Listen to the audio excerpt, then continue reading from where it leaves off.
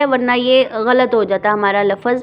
आ, ई, ऊ ये गलत है, हमने इनको मद्दा की मिक़दार जैसा लंबा नहीं करना होता। आगे हम मालूम करते हैं खड़ी हरकत।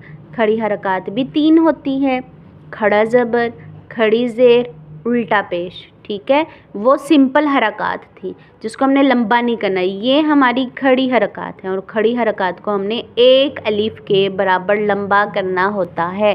ठीक है, ये भी हमारा वैसे ही आता है जैसा हमारा ज़बर लफ्ज़ के ऊपर होता है, वैसे हमारा खड़ा ज़बर भी लफ्ज़ के ऊपर होगा, खड़ी ज़ेर लफ्ज़ के नीचे होगी और उल्टा पेश भी लफ्ज़ के ऊपर होगा। ठीक है, खड़ी हरकत को एक अलिफ के बराबर लंबा करके पढ़ते हैं। अब इसकी मिसाल लेते हैं। आला, इसमें हमारी दोनों मिसालें आ गई, हरकत की भी आ गई और खड़ा ज़बर की भी आ गई। जब भी कुरान मजीद में कोई भी लफ्ज़ आएगा खड़ी हरकत वाला, तो हमने उसको एक अलिफ के बराबर लंबा करना है। ये हमने हमेशा ध्यान में रखनी है बात कि खड़ा ज़बर, खड़ी ज़ेर, उल्टा पेश आ गया तो हमने इसको एक अलिफ के बराबर लंबा करके पढ़ना है। उसके बाद हम सीखते हैं कि तनवीन किससे कहते हैं। 2 ज़बर, 2 ज़ेर, 2 पेश को तनवीन कहते हैं। तनवीन किसे कहते हैं? 2 ज़बर, 2 ज़ेर, 2 पेश को तनवीन कहते हैं। तनवीन में हम क्या करते हैं, जिस लफ्ज़ के ऊपर तनवीन आ जाती है उसको हम उस पर गुन्ना करते हैं। गुन्ना किसे कहते हैं? नाक में आवाज़ के ले जाने को, यानी नाक में जो अब हमारी आवाज़ जाती है उसको हम गुन्ना कहते हैं। और गुन्ना में हम कितना लफ्ज़ को लंबा करते हैं, तो हम उसको एक अलिफ के बराबर लंबा करते हैं। एक अलिफ की मिक़दार किसे कहते हैं? यानी 2 हरकत के बराबर, 2 सेकंड होते हैं ये। ठीक है, 2 सेकंड तक हमने अपनी नाक में आवाज़ रखनी होती है।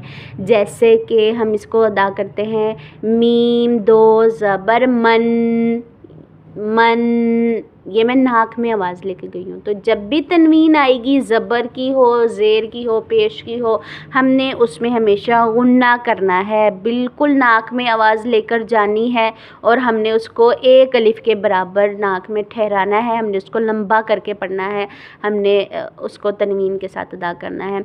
और अब हम इसकी एक मिसाल ले लेते हैं जिसमें हमारी हरकत भी आ जाएगी, तनवीन भी आ जाएगी। वो लफ्ज़ क्या है? आमदिन, आमदिन, दिन, ये हमारी तनवीन है। तो हमने आज के सबक में अल्हम्दुलिल्लाह से बहुत कुछ सीखा, आगे भी हम सीखते हैं। तनवीन में हमने कोशिश क्या करनी होती है कि हमारी जो आवाज़ हो, जो हमारी आवाज़ है वो एक अलिफ के बराबर तक नाक में रहेगी। ठीक है, तनवीन के बाद हम क्या सीखेंगे? हम सीखेंगे कि जज़म किसे कहते हैं। जज़म का दूसरा नाम सुकून है, साकिन इसको कहते हैं, सुकून, साकिन, जज़म। जज़म क्या होती है? वो छोटी सी दाल सी शक्ल होती है, जज़म उसको कहते हैं। जिस लफ्ज़ के ऊपर जज़म आ जाती है उसको साकिन कहते हैं। अब जज़म को कैसे अदा करेंगे? हमने जो भी लफ्ज़ आएगा उसको हमने साकिन कर देना, हमने उसको। तो हम कैसे अब लफ्ज़ को पढ़ेंगे? हमज़ा, बा ज़बर अब, अब, अद, अज, ये 3 हरूफ मैंने आपको अदा किए और ये तीनों हरूफ कलकला में से भी आ जाते हैं। अब हमने जज़म को तो सीख लिया कि हमने उस लफ्ज़ को साकिन करना होता है और उसको उससे पिछले वाले हरफ की हरकत के साथ मिलाकर पढ़ते हैं। यानी वो लफ्ज़ ख़ुद तो साकिन हो गया है, अब वो कैसे पढ़ा जाएगा?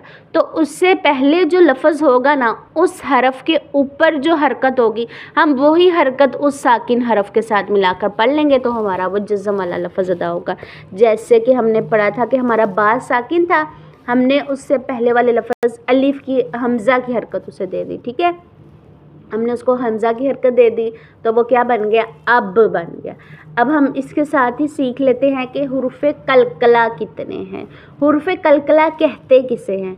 तो हुरूफ़ कलकला कहते हैं कि इन हुरूफ़ को हम साकिन करेंगे और इनमें हमारी एक जुम्बिश सी पैदा होगी, एक हमारा झटका सा पैदा होगा। ये हुरूफ़ होते हैं अगर साकिन, तो हमारा झटका सा एक जुम्बिश से पैदा होती है, उसको कलकला कहते हैं। ठीक है, कलकला वाले हुरूफ़ कितने हैं? कलकला वाले हुरूफ़ 5 होते हैं, जिनका मजमुआ होता है कुतुबु जद्दिन। ठीक है, कुतुबु जद्दिन। हुरूफ़ 5 कौन से हैं? क़ाफ़, ता, با جیم دال 5 حروف ہیں. اور جب بھی یہ حروف ساکن ہوں گے, ٹھیک ہے, جب بھی یہ حروف ساکن ہوں گے ہم نے قلقلہ کرنا ہے, ہم نے اس پہ جھٹکا دینا ہے, اس لفظ پہ جنبش سے کرنی ہے, ٹھیک ہے.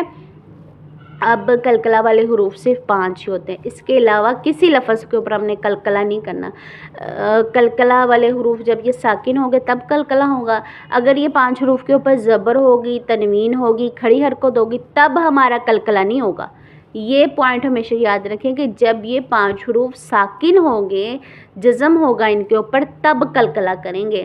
اب ایک غلطی کیا کی جاتی ہے کہ قلقلہ کرتے ہیں, قلقلہ جس پہ نہیں کرنا اس پر ہم قلقلہ کر دیتے ہیں.